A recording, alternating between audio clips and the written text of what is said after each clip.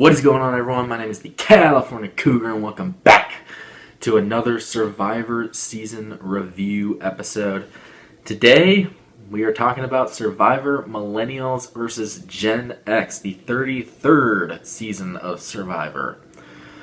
Fun fact, this was the first season that I ever talked about on my Facebook page. I actually went in depth over each and every episode.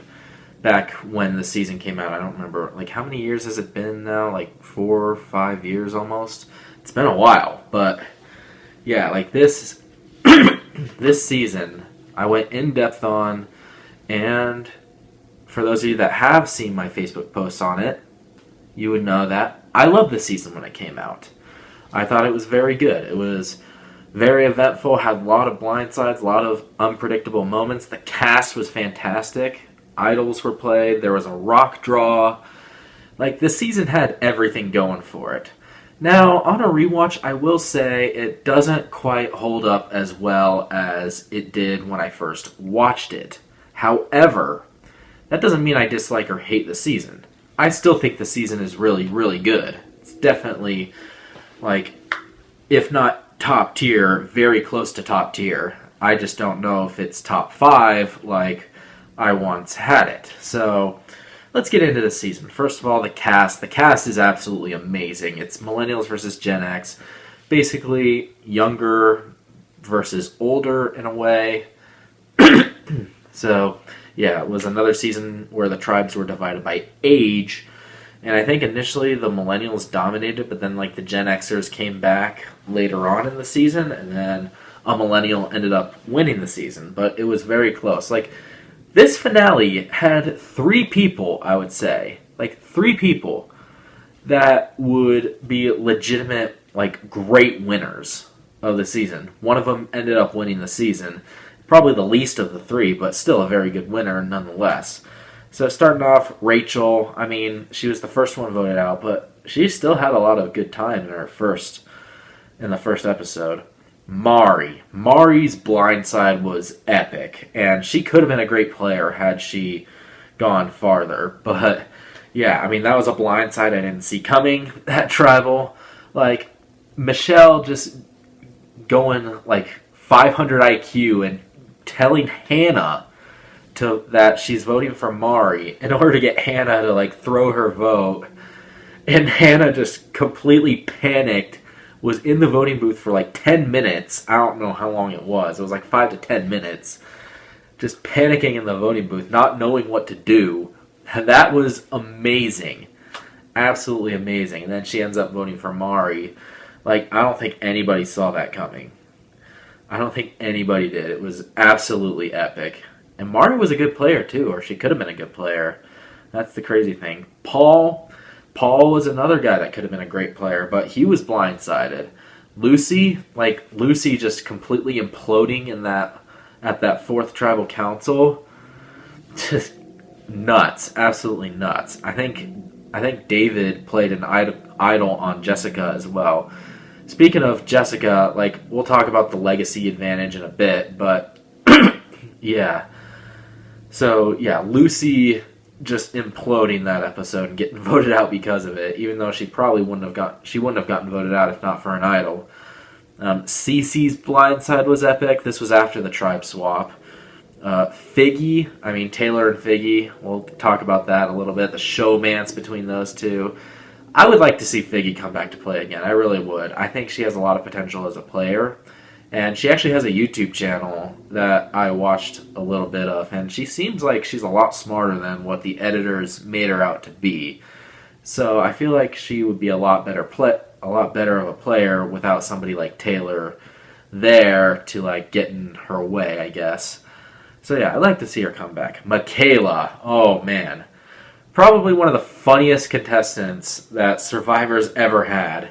It's a shame that she went out pre-merge because, not only was she physically strong and really good at challenges, effectively carrying her tribe throughout most of the challenges at the beginning of the game, but her one-liners were hilarious, her confessionals were amazing, and then her blindside, epic. That's how a Survivor blindside should be. you just have this one guy who orchestrates the blind side just smiling while Michaela's just staring, giving him the death stare, and then she leaves pissed off. Like that's how it should be in Survivor. It was epic. It was a big mistake by Jay, but it was still very epic, very fun blindside to watch. Then the merge hits, and then there's a couple of voteouts that were kind of uneventful, kind of predictable. I mean, Michelle, we saw potential in her as a player, mainly in the second episode of the season, but then she gets voted off at the merge.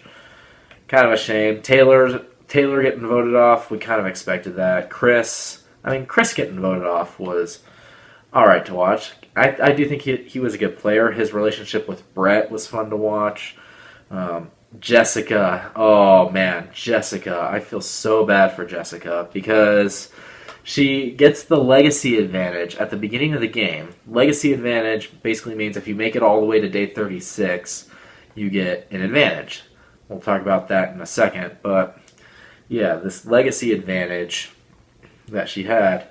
And then, like, she gets caught between two alliances, one led by David, the other led by Zeke. Like, you have, like, Zeke, Will, Jay. I don't remember who else was in there. And then you have, like, David, Hannah. I think Ken was a part of that. Adam was a part of that. Actually, I think Brett was with Zeke as well. And then Sunday, I think, was with I don't remember who Sunday was with. I think Sunday was with Brett, and I think Sunday was on Zeke's side as well. But yeah, you have like this war building up between David and Zeke. They're going at each other. They know they're the strongest players left in the game, so they all form their teams. Jessica is initially siding with David's team, but then she considers flipping her vote a couple times, and then she just gets, like, once the vote's tied, it's deadlocked. Jessica ends up not switching her vote. Nobody can come to a consensus. They have to go to a rock draw, and who draws the bad rock? Jessica. So, yeah, the swing vote, getting voted off, or like getting rocked out of the game, I guess you could say, right there. You gotta feel bad for her. She loses her legacy advantage. She has to will it to another player. So, yeah, like, it was an epic tribal council, but I do feel bad for Jessica there. Zeke was a fun player to watch. He was one of the better millennial players. Very fun to watch. Him coming out to Brett, or no, it was Brett that came out to him about being gay. Like, that was a cool moment. I really liked that a lot. Will, we didn't really see much of in the pre-merge. He was just kind of Jay's right-hand man at the beginning. He joined up with Jay and Michelle at the beginning of the game, and Taylor and Figgy as well. He joined up in their alliance, and then Jay, Michaela, and Will, like, they're all on the same tribe on Ikabula, like, and Will participates with Jay in the blind side of Michaela. He also finds an idol with Jay. So, yeah, he didn't really do much in terms of moves. He was just kind of Jay's wingman. But then he decides he wants to make his own move. Unfortunately, it backfired on him. It worked for one tribal, but it did backfire on him. So, yeah, it is a bit of a shame because I do think Will had a lot of potential as a player. Sunday, I mean, not really much with Sunday out there. She didn't really do that much.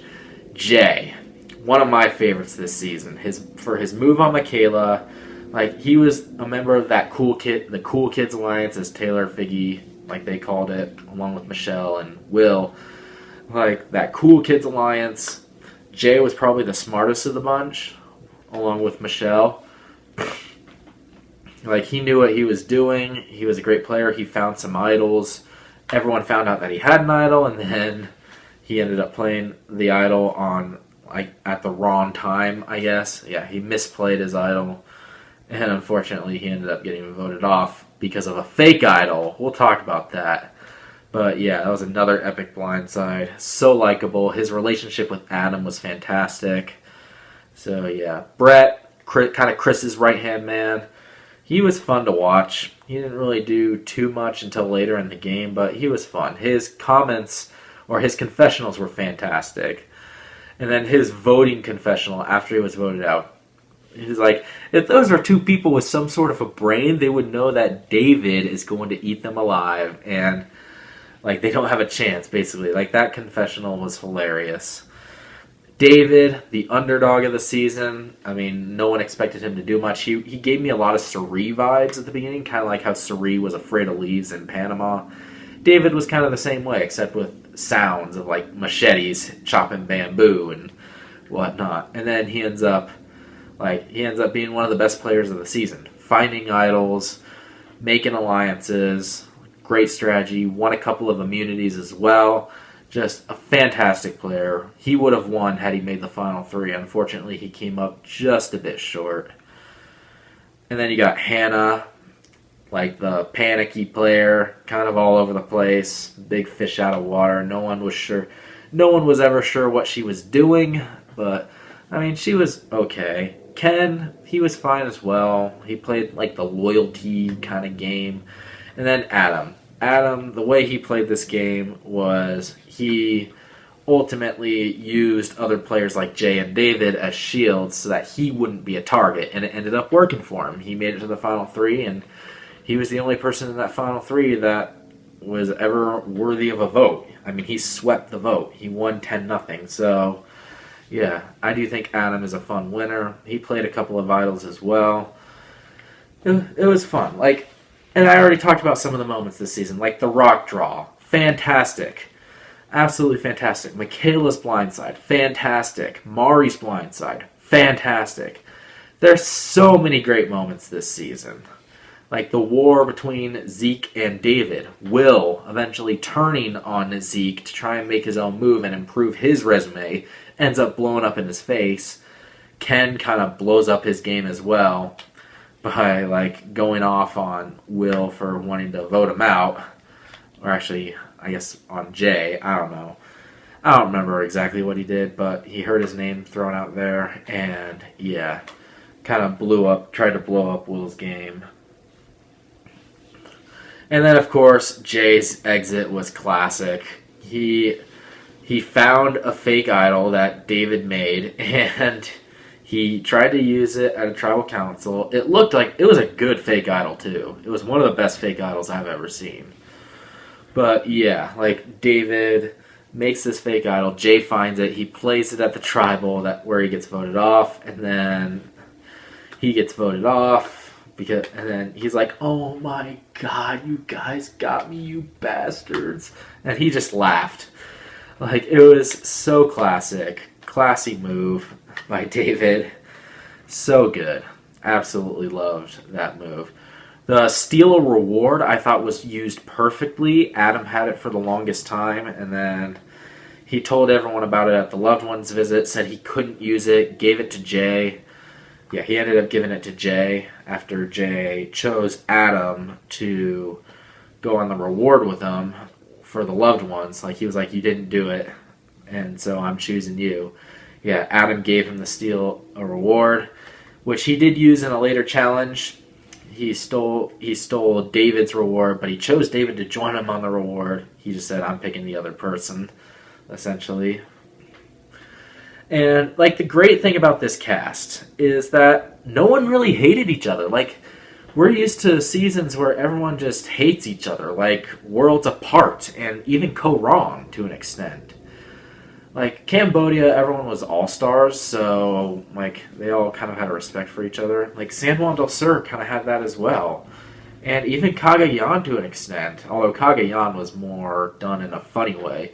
But no one really hated each other this season. They were all very friendly with each other. They all respected each other's games. They were all, great players overall.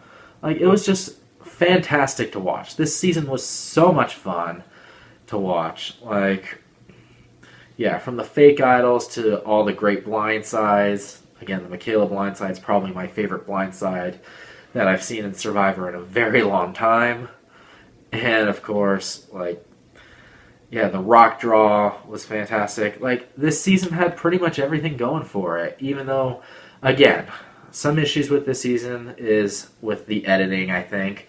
Adam definitely had a very obvious winner edit. I feel like it seemed obvious that he was going to win for a while. And then, and you especially see that more on a rewatch, which is partially why I think if this is the first time watching this season, I think you're going to love it. But on a rewatch, you might not love it as much, but there's still great moments there, even though you know exactly what's going to happen. So, yeah, it doesn't really hold up as well on a rewatch, and that's mainly because of the editing, especially with Adam and the winner's edit. Although, I guess, I talked about how everyone was friendly with each other. I guess there was one point where after Figgy was voted off, that, Adam had flipped on his tribe and voted Figgy off. Taylor was super upset with him, but, Taylor was kind of a dumb player anyway. He was like, I will destroy you. And it ends up getting voted off 2 tribals later. Yeah, that was kind of a dud of an episode there, but other than that, there's not really that much to hate about this season. There really isn't. You knew who the winner was going to be after David was voted off, but at that point, who really cares? It's final 3. You're going to have predictable tribals every now and then, but then again, I don't know. This season, even though it doesn't hold up on a rewatch, it's just so good to watch. So, yeah, I guess it's time to score this season. I originally gave this season a 5 out of 5, and that was back when I was doing the 1 to 5 scale. Now, obviously, I'm doing the 1 to 10 scale. I'm going to give Survivor Millennials versus Gen X a 9 out of 10. Alright, and there's my review of Survivor Millennials versus Gen X. What did you think about it? Let me know down in the comments below what your thoughts are. Make sure to hit that thumbs up button if you enjoyed this video. And make sure to subscribe to my channel for more videos to come in the future. Next week, we talk about Survivor Game Changers, another all-star season. So make sure to stay tuned for that. And until that next video, once again, my name is the California Cougar. And always remember, stay California cool. Peace!